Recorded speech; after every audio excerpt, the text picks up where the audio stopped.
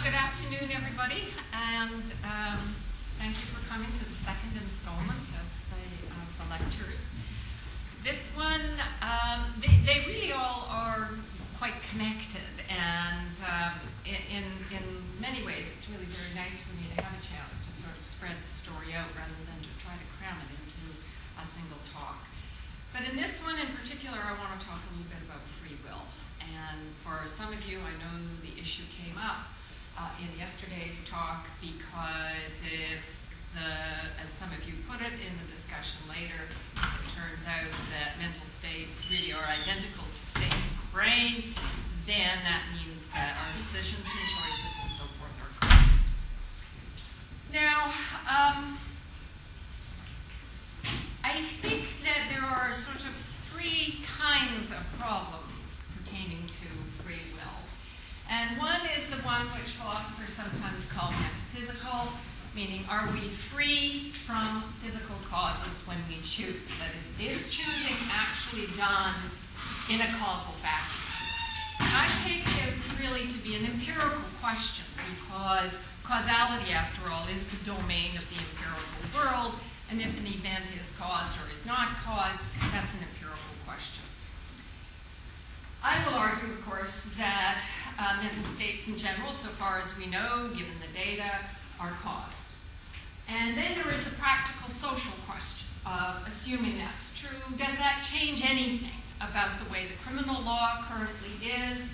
And in general, when should we attribute responsibility and credit to others? And finally, there is a sort of moral, psychological question.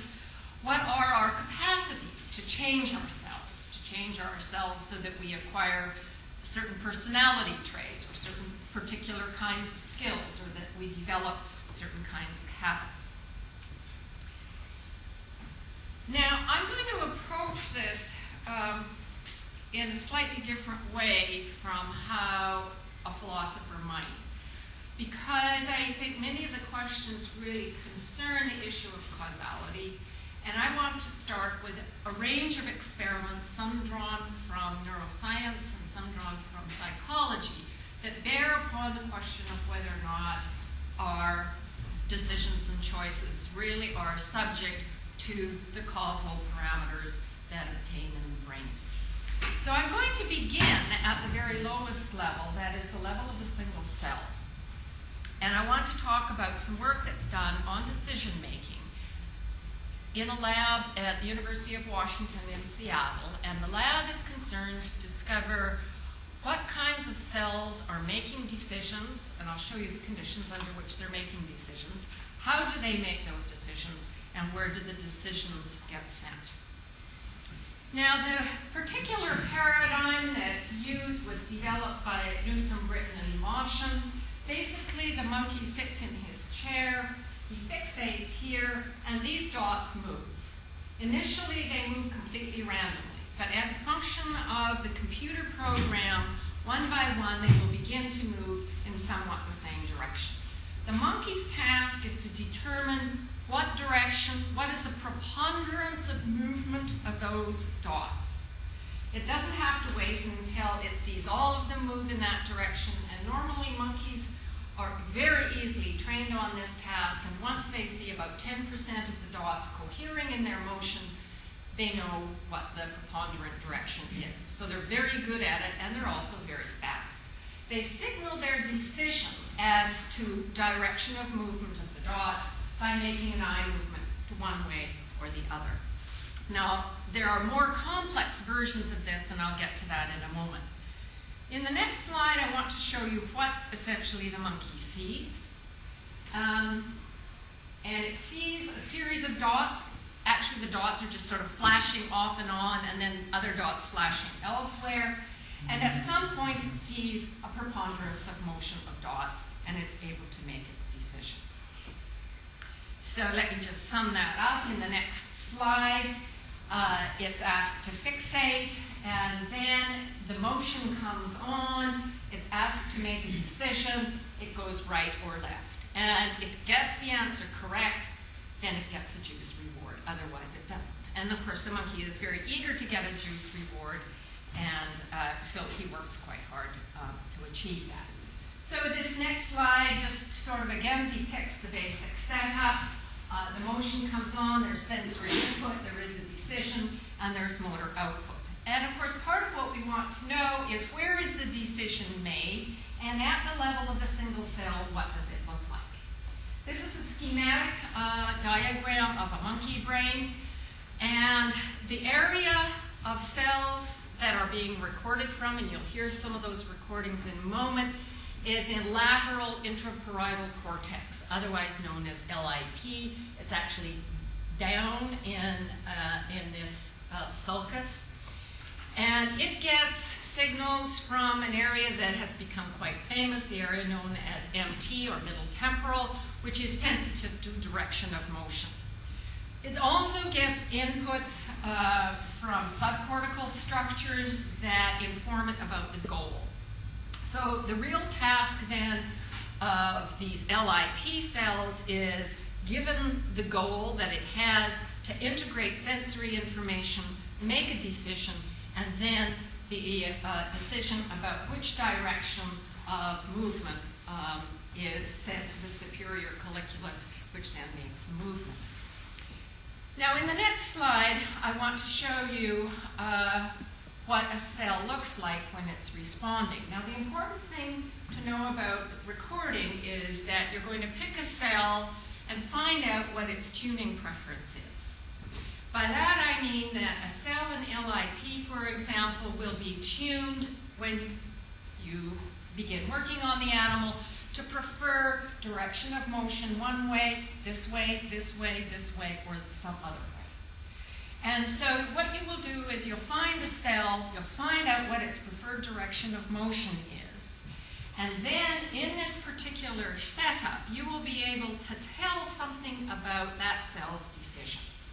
So I'm going to show you that in the next slide. And what you're going to see is the fixation point of the monkey, and you're going to hear the cell firing. Initially, you're going to hear just what sounds like a little bit of racket, and that's the baseline firing of the LIP cell. And it's a cell that happens to prefer motion in this direction. So you will see the point of fixation, and then you will see a few hundred milliseconds later the dots will come on, the cell will then begin to fire rapidly, and then you will see the trace that was added to the slide to indicate the eye movement. And I'll play it for you a few times. And then what you're going to see on that same, first you'll see it going in its preferred direction, and then you're going to see it at where it's gone back to baseline. The preferred motion is in the opposite direction, and so the cell goes below baseline. All right, so here we go. Okay. Excited, it goes. Now it's going to much less, and it goes. So you can hear the difference between when it gets the preferred direction and when it doesn't.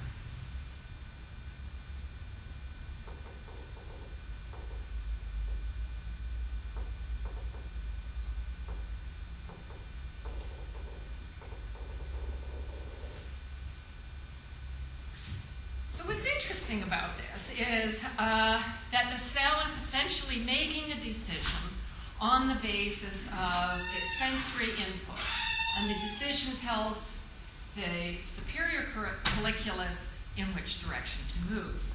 Now you might think this is a simple task. In actual fact it isn't, but you can make it more complex, and this has now been done in Shadow Lab by increasing the targets from 2 to 8. But I'm going to show you a slightly different task, again done in Churchland Lab, where the monkey's task is really quite complex. Now, sometimes this is called the weather prediction task because it's cold at this end and hot at that end. What will happen is that the monkey will fixate. In fact, I'm going to show you in the next slide how this is going to look. So the monkey will fixate. A shape will come on immediately. 500 milliseconds later, another shape will come on, another shape will come on, another shape will come on, and it has to decide, now I'm going to go back to the other slide so you can see, is the preponderance of evidence for cold or for hot? It's only got two choices. And that's quite a difficult test. I mean, if it got all diamonds, that would be easy. It would quickly go to cold. But if it got one of those, one of those, one of those, and the one at the very end, where does it go? Now, it's also interesting that the monkey learns this task very quickly. So, in the slide you're going to see next, these are going to come on sequentially for the monkey. And you're going to hear the cell. And given the values here, essentially the values are as represented here. So the overall value is minus 0.2, which means the monkey should make a decision to go to cold. Okay? Now, you're going to hear a cell firing again. As before, you will hear it be a little bit noisy. It's probably not really noise, but you're going to hear some baseline activity. Then as evidence accumulates, you're going to hear changes, and finally you'll see it make the decision. And by now, at the end, it's clear. Same one. Okay. Now, the main points from these experiments, I think, philosophically, one of the points to be made here is that it's extraordinary that you can, by looking at the level of the single cell, determine which direction, what decision the monkey has made, even before the monkey makes the decision. So you can tell just by the activity of the single cell itself. So the lab wants to argue then that these LIP cells interpret the sensory evidence, and they interpret them in something like the way a statistician does. They evaluate the preponderance or the accumulation of evidence, and they make a decision. The argument from that lab is that they accumulate log probability, which for this particular instance is going to count as rationality, and then the brain applies a termination rule. You've got enough evidence, you go.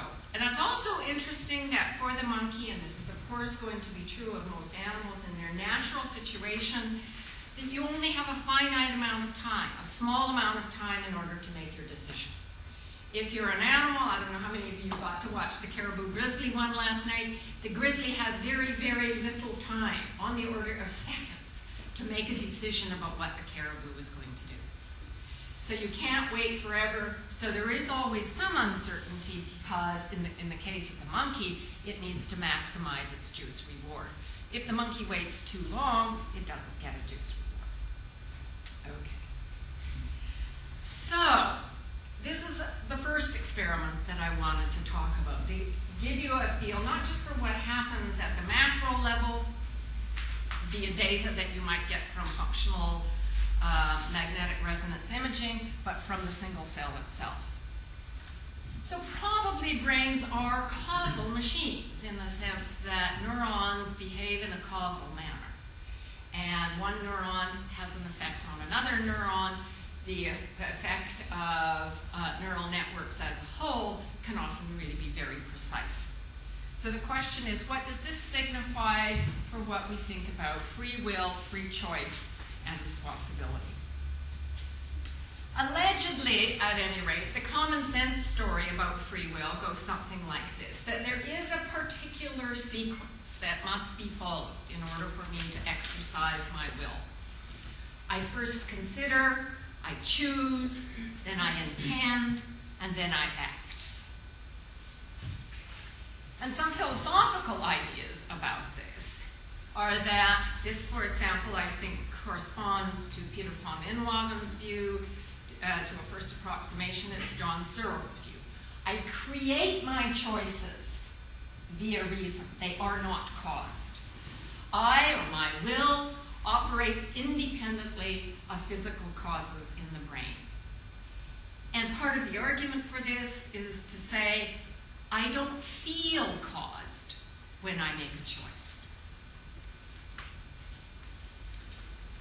But of course, there are many questions to be raised about this, given what else we know about the brain.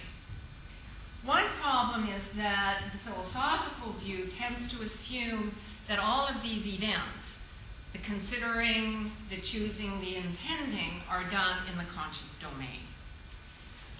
And I will show you later on that there are lots of data to show that this cannot really be the case. We want to address empirically the question of whether that is actually the series of events and whether they are causally related. And we also want to know whether introspection is as reliable, or whether introspective reports after the fact are as reliable as this particular view assumes. And of course, I will be arguing that they are not particularly reliable. Okay. So let's just more generally face this question head on, even though I don't want to spend too much time on it, because I think that good old David Hume in the 18th century basically had the answer. I think if there's anything that counts as a result in philosophy, it was Hume's observations on this matter. He argued that if like Descartes, you have the conception that a free choice must be made in a causal vacuum, then it would not be caused by your desires, by your background beliefs, by your chronic and long-term goals. It would just be there. It would, in effect, be random. So, argued Hume, those are not the kinds of behaviors for which we normally want to hold people responsible. He further went on to ask this question. So, if all of our behavior is cause, surely what, from a social point of view, we're really interested in is the difference between, between those behaviors that we want to call voluntary and those we don't. He almost certainly knew about people with diseases such as Huntington's disease, where choreiform movements in the later parts of the disease are frequently made. He would have known about that because John Locke certainly did, and people were well informed by Thomas Willis about many neurological disorders. So he would have known that there are behaviors generated internally for which the agent is not responsible. Behavior generated in sleep, behavior generated during an epileptic seizure, for example. During a complex partial seizure, it's not unusual for a subject to sit up, to make many kinds of movements, but of course, to not be in control of those movements. So Hume's question, and I think this is really the interesting question about free will, not the question about causality. The really interesting question is, what's the difference from the point of view of the brain between those kinds of actions, such as choreiform movements in Huntington's and movements in epilepsy and so forth, between the, as it were, not in control movements and in control movements? There must be a difference in the brain. And what we really want to know is, what's that difference? As a background point, I also want to make the observation here, first of all, that an unpredictable event is not necessarily an uncaused event. Here we are, windy day in Lund. I go up onto the roof of this magnificent building and I let go a dollar bill. Its precise trajectory, millisecond by millisecond, is absolutely unpredictable. There is not the computational power to handle that. In a general way, of course, we know that it will eventually fall. So its precise behavior is unpredictable, but that doesn't mean that its behavior is uncaused. Every teeny-weeny movement is caused. And the same thing you can say about, more generally, the weather. It's a complex dynamical system which cannot be precisely predicted because to do so would require such enormous computational power at such tremendous temporal scales that we can't possibly do that. And the same, I think, is true of human behavior. You'll remember yesterday, although I'm going to show this slide again, that the bandwidth of the human brain is on the order of 10 to the 15 bits per second. That's a huge amount. And it's very unlikely, given just that we can predict moment by moment precisely what someone will do or precisely what someone will say. But in a general way, given normal brains, of course, we're able to make many very reasonable predictions about the kinds of goals people will have and what they will do under certain kinds of circumstances. On the other hand, at least to use the term undetermined the way the physicists mean it, does mean not caused. And so it's arguable, or at least argued by many physicists, that the collapse of the wave function or that subatomic events in general are not precisely determined. But that's not really an issue that has anything to do with the activity of individual neurons or the activity of neural networks.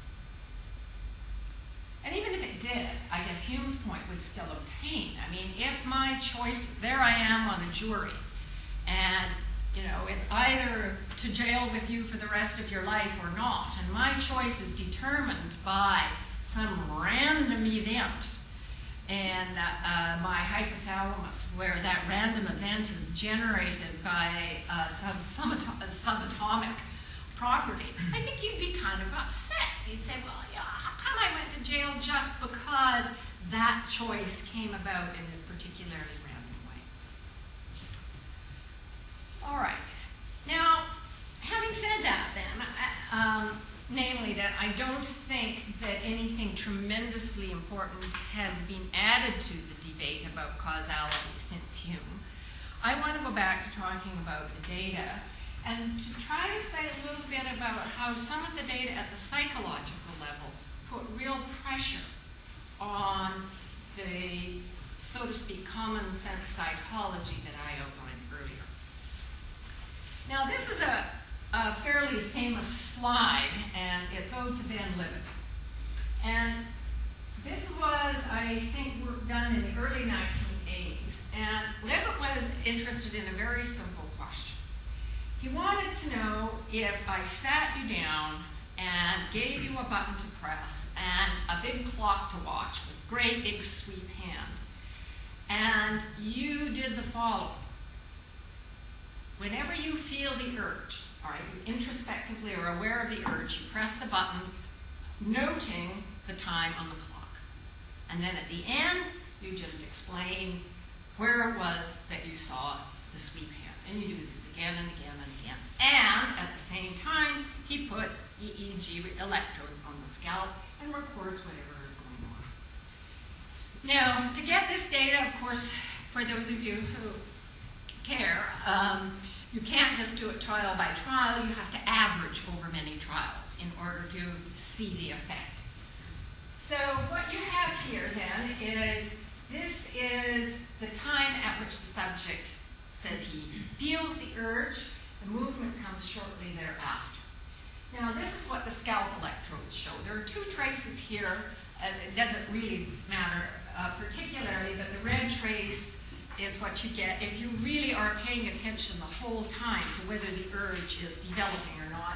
And the black one is just, you're kind of sitting there, the urge. And so this one is a little bit higher. But they both share something that's really important that absolutely surprised people. So there's where you feel the urge. Now, what is this? These are recordings taken from frontal structures, presumably having to do with such things as assembling your motor response. So what you'll notice is that roughly a second before you actually report feeling the urge, your brain is already well into preparing the motor response of pushing the button.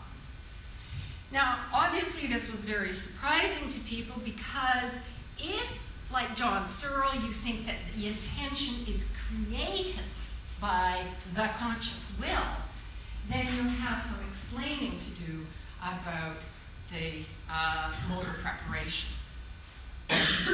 Now, many people have replicated this experiment, and it's surprising how robust it was. The first time I saw it, I thought, well, yeah, it seems reasonable enough, but I'd sure like a lot of labs to do it. And many labs have done it. Haggard's lab has looked at the recordings laterally. You still get antecedent activity antecedent to the urge. It's not as long as what is sometimes called the readiness potential. So that's a pretty surprising thing if you hold with the conscious creation of intention. Now, I also want to mention that although this is not at all well understood, it does seem that part of what happens in motor assembly is that a signal is sent back from motor structures to other structures, don't know exactly where, and that part of what happens when you have the urge is not so much that you're creating the intention as you're getting a report from motor structures, we've made a decision, we're off. You interpret that as the creation of an intention, but it isn't in fact that. And that is called efference copy. And it addresses also this question of the experience of agency, because it obviously feels very different to walk than to be pushed. The other thing that's important has come out of work by Dan Wegener, which shows that, and the experiments are a little bit complicated, so I won't talk about them here because I've got many others to add, that you attribute an action as caused by you when there is a certain temporal contiguity between the action and the outcome.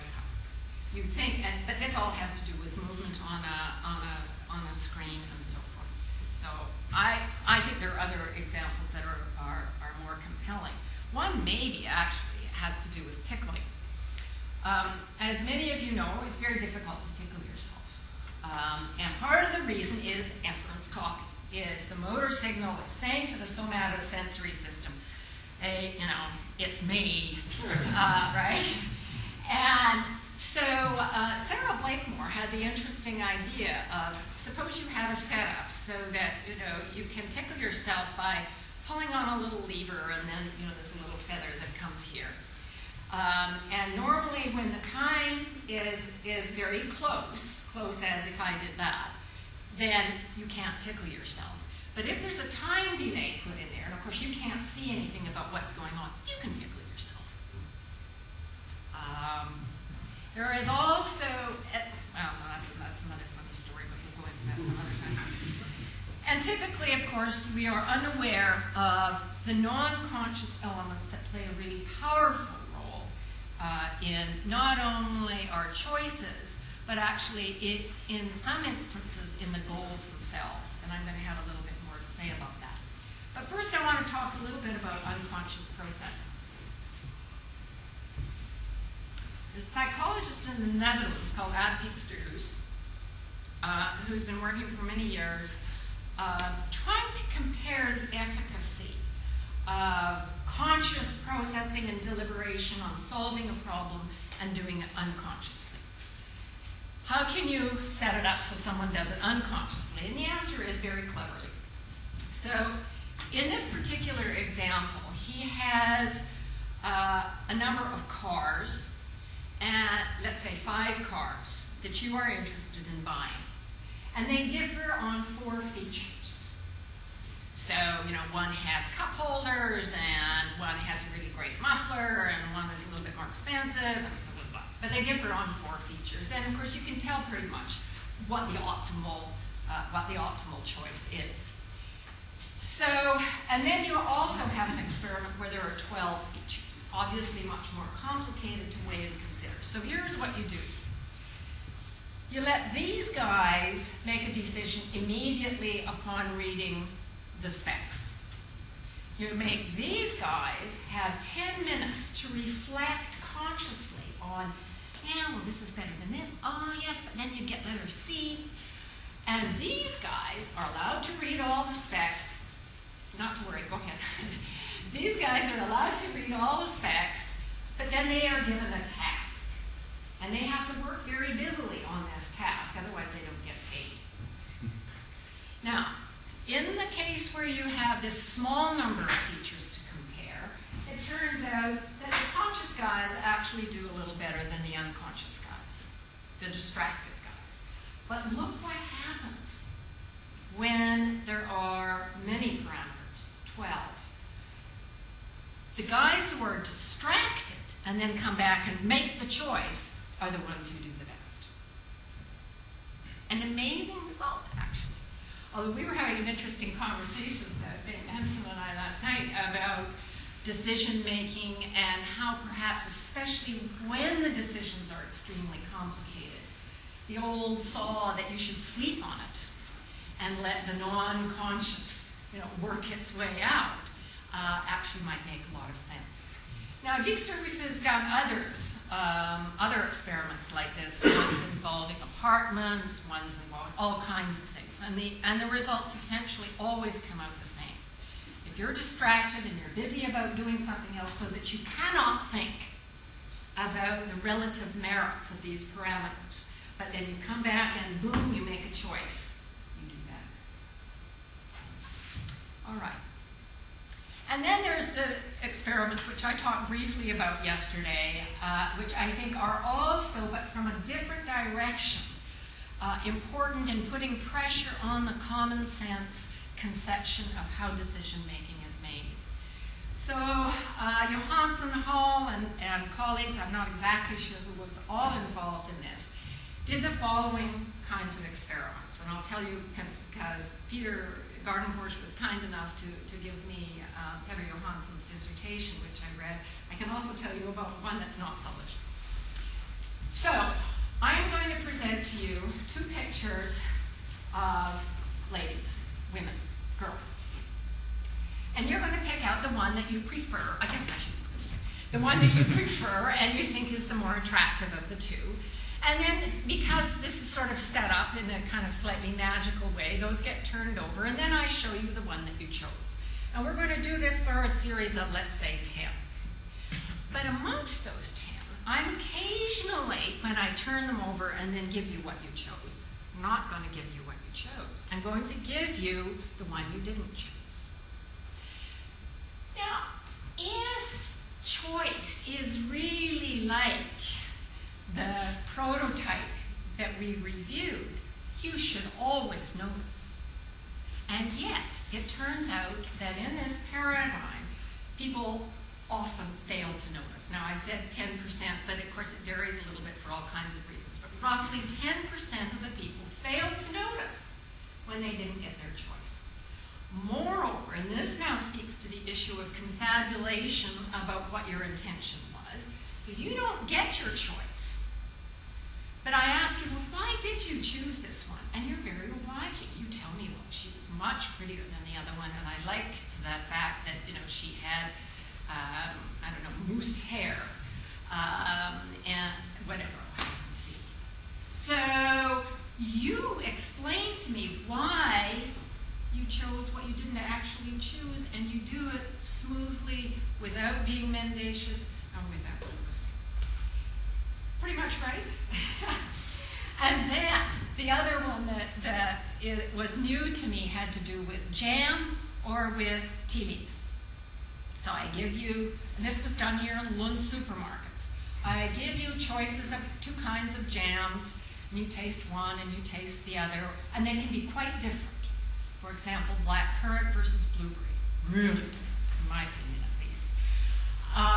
Or in the case of teas, they can be sort of mango versus Pernod. Very different. So you choose the mango, I give you the Pernod, you're not likely to notice. Or at least only a third of the people notice. Now, that's not because people don't care, and that's not because they don't have decent sense of smell. Something more interesting is going on. Anyway, the jam thing comes out in much the same sort of way. I don't know exactly what we need to make of this. I have a graduate student who feels that, by and large, intentions are really made up after the fact, that what we recognize or record internally as a decision we created is really efferents copied from the motor system saying, okay, this is what we're going to do. And of course, one of the places where decision-making and choice is routinely non-conscious, and we live with it easily, is in speech. If I had to stand here and decide every word I was going to say next, I'd never get anywhere. I couldn't possibly function. I have a kind of general goal. I don't have notes here, because if I had notes, oh yeah, I'm supposed to say that, it would slow me down, it would interrupt, it would disrupt. And all piano players know this too, that they need to get to a point, or musicians in general, where they don't have to consciously make these decisions. We're not machines that make decisions only when they are preceded by conscious deliberations. What we are, I don't know. And that's, I think, the exciting thing for psychology and neuroscience right now, is not to sort of whine about the fact that we aren't the way, at least philosophers who talked about folk psychology say we are. We're different. We're more interesting. Now I want to talk briefly about priming unconscious goals. I won't take too long on this. Now, how can we prime an unconscious goal? How can I bring it about that you have a goal and that goal is non-conscious? Well, these are done in sort of small ways, but they are thought to reflect the way things very often happen in the wider world. So they're done in the laboratory, and this is one example of the way they're done. You come in as a subject, and I give you a task to unscramble a bunch of words and make them into a sentence. And if I give you words that contain things like social, connect, relationship, words like that, I am priming you with affiliative words. If I give you another set of words like compete, do your best, so on, then I'm priming you with achievement words. This is not subliminal priming, although that can be done, and I'll tell you about that in a minute. So I give you this word task, and then I say, okay, thank you very much. We're finished with the word task, and now I have another job for you, completely unrelated. I want you to work with this guy on this puzzle. And part of what happens is that those who are primed to affiliate go down in their performance to the level of the confederate. And the confederate is, deliberately kind of, dumb and making mistakes and so forth. Those who are primed to succeed go above the level of the confederate. I missed a slide. I think. No, I did. Okay. The other way of priming, and you can do this unconsciously, and so far as I can tell from the psychological literature, it works quite well, is that you present a word like win, and then you immediately present a mask so that it's never consciously seen, and that will motivate you to be more competitive in this game with the confederate, or else I present you with a word like friendly, immediately mask it, you're never conscious of it, and then you exhibit this behavior. So that's one way of giving people unconscious goals. The other thing that they noticed actually in this experiment that was sort of interesting was that for the non-achievers, if they were told to stop working on the puzzle, they just kind of, hey, wait, no, I can do this, I really can.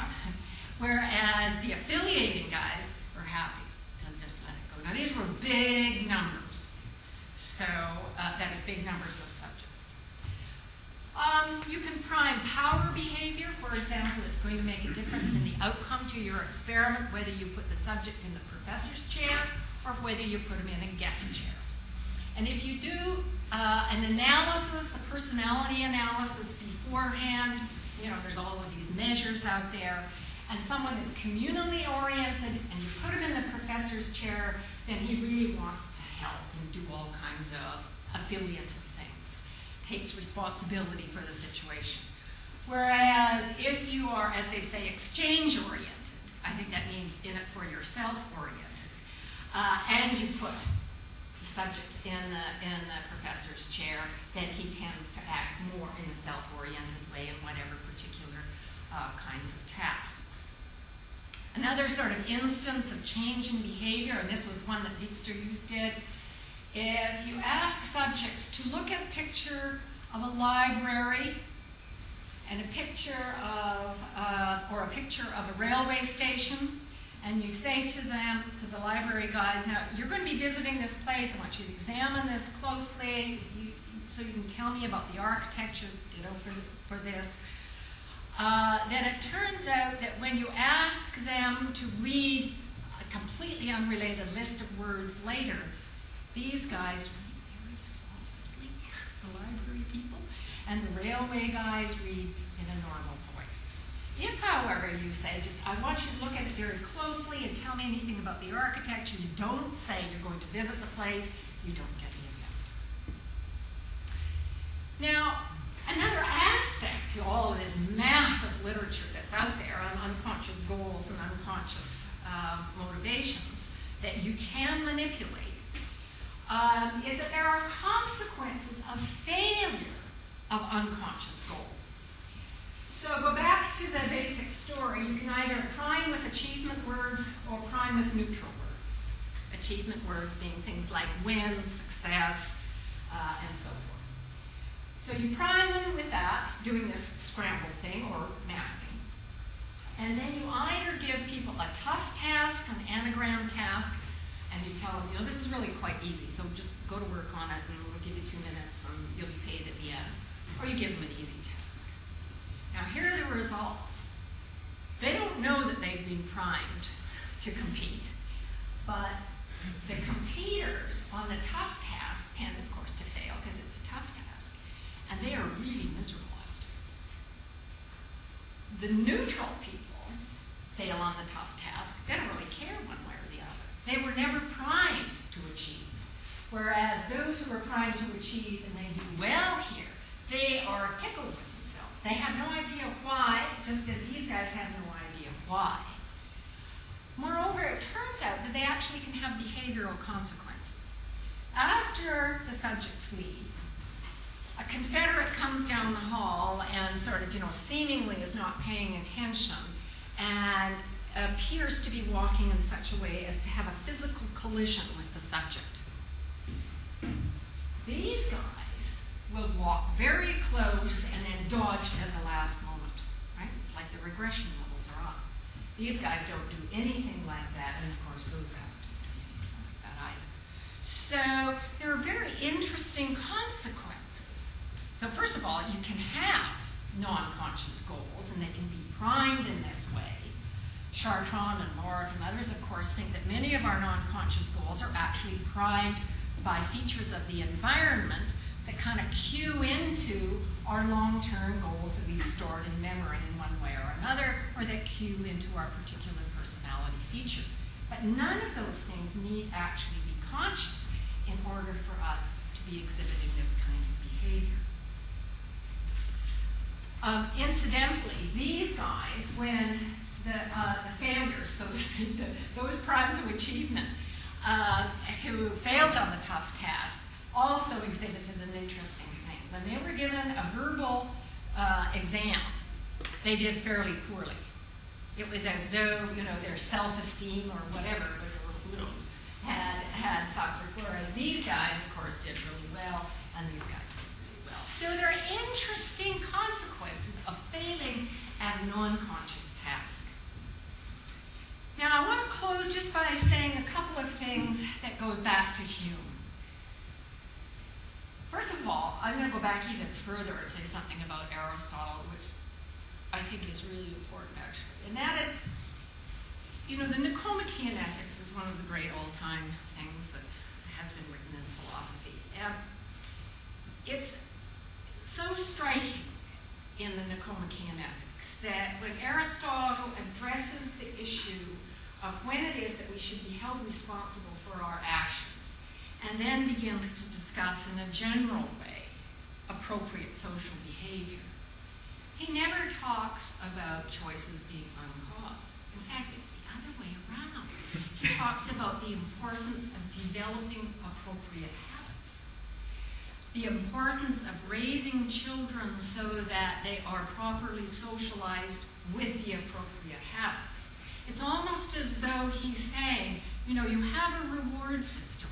And if you want to get on in this world, tune up that reward system early. Now, so I think that when some of us worry about the idea that choice is, of course, within this context of this immensely complex device, the brain, choice is cause, we think, well, gee, it really should be uncaused. Think about Aristotle, where he thought the best and wisest choices came about from those who had long periods of experience and discipline and had developed the appropriate habits. Now, briefly, what I wanted to say about Hume was this. What I really liked about Hume was not just that he kind of had the right response to Descartes, but that he went on to ask the right question. What are the differences in the brain between when we want to say someone acted voluntarily and when their behavior, for whatever reason, is not voluntary? And the reason I think that it's such an important question is that we can now actually say a little bit about it, and we can kind of conceptualize this idea a little bit. For example, we know that the so-called non-specific systems that project from brainstem into wide areas of the brains, both cortically and subcortically, are extremely important. And in this slide, I'm just really showing the serotonin system, but you'll notice how wide and broad it is. And of course, everybody knows now, since the invention of Prozac and related drugs, that serotonin is extremely important. It's also very important in what you might call controlled behavior. Maguire and others tested monkeys by reducing the levels of serotonin, providing serotonin antagonists. These monkeys exhibit a real change in behavior. They become very reckless, and you can measure this by the number of jumps from too high and all kinds of things. But they become very reckless, they become aggressive, they challenge inappropriately the alpha male, and so forth. Another experiment that they did, also affecting serotonin, was to remove the alpha male, these were all macaques, to remove the alpha male from the troop. So now the troop has no alpha male, but there's some guys who kind of like to be the alpha male. So here's how you can pick the alpha male. Give him a big shot of serotonin. I don't know exactly what it is that alpha male then does, but I guess he comports himself like an alpha male, and he feels able to deal with those who charge him. There must be something like smell given off. I mean, this is a very complex system. Maguire doesn't really have the whole answer yet. But clearly at the behavioral level with matters of sociability, we talked about oxytocin and vasopressin yesterday, but clearly this system also plays a really important role in what you might call control or lack of control. We did start late, didn't we? I just have a couple of, well, I'm not going to show you that one. I'll talk about this one. This is a guy who had a tumor in frontal regions that invaded the septum and the hypothalamus, both of those being subcortical structures that have a tremendously important role in sexual behavior. And this, well, I seem to be telling you about this slide because it is a very interesting story.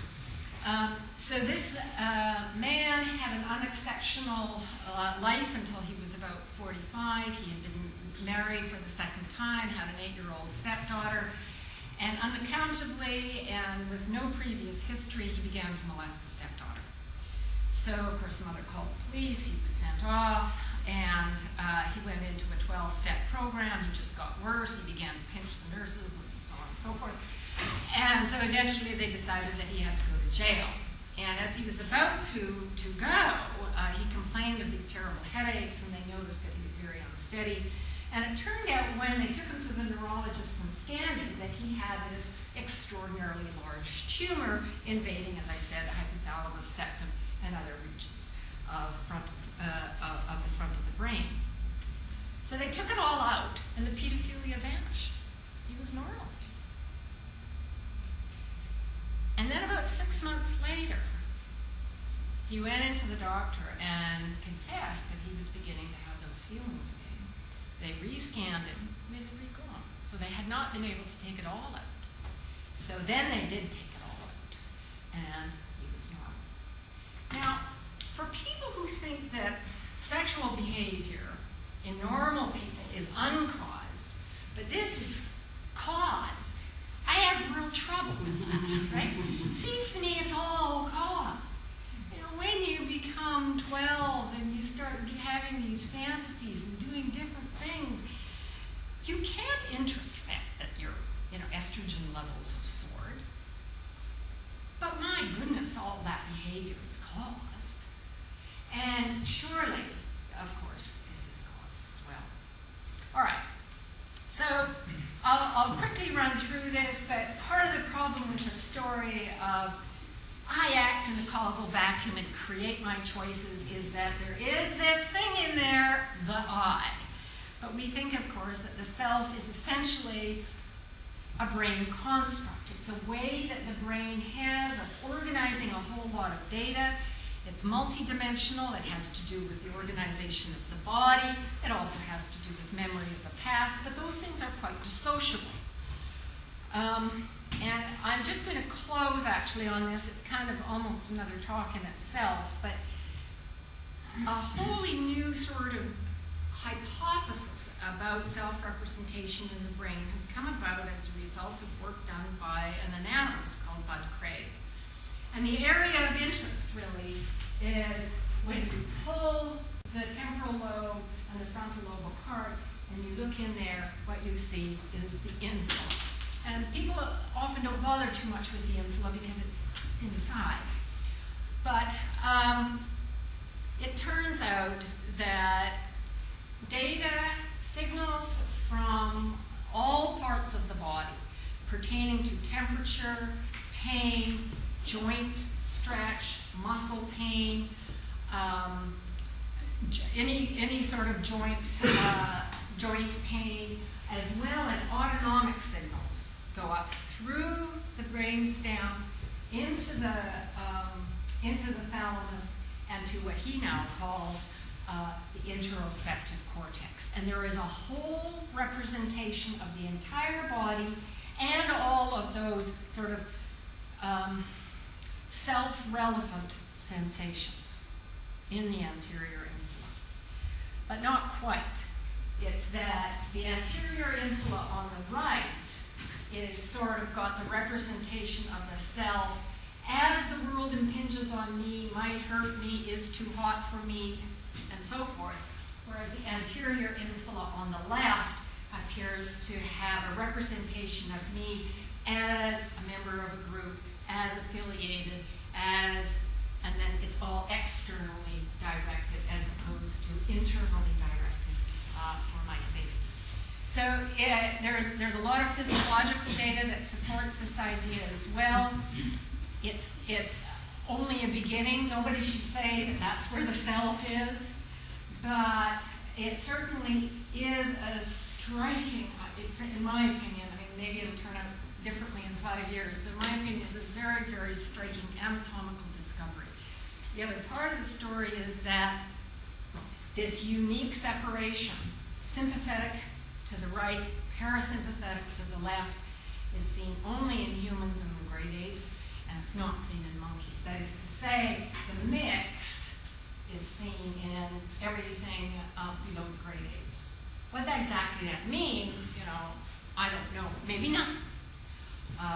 But it is kind of interesting that here, all of the parasympathetic stuff goes there. All of the sympathetic, the fight and flight stuff, goes to the right. So we may just have a slightly more differentiated sense of self, or maybe it doesn't mean that. I really don't know. But I think the idea of approaching decision-making through neuroscience and psychology and approaching what it is to be a self through neuroscience and psychology is just going to get ever more exciting. And I'd be happy to take questions. Thank you.